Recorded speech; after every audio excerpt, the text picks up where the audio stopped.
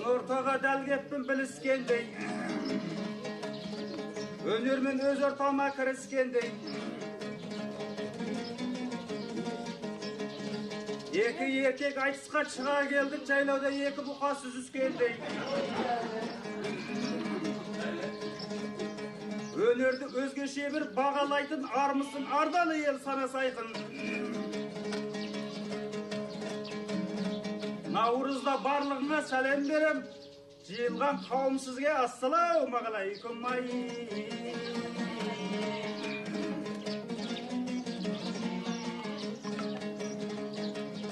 Осылай айта берсем асыл дерсің, егерде жасып қалсам асыл дерсің. 70 жыл наурызын өткізіп отқан апамыздың барлығымызға жасын берсін.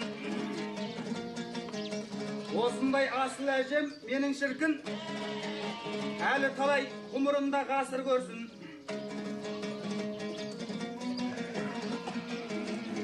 Бауырыңыз өзіңізге ере салат, шабытқа шарықтаған келе салат. Жас жігітпен айтысып, не қыласыз, қарайғырды бесті жылқы тебе салат. Бауырыңызды жырменен тектегенсіз, демеймен бір биікке жетпегенсіз.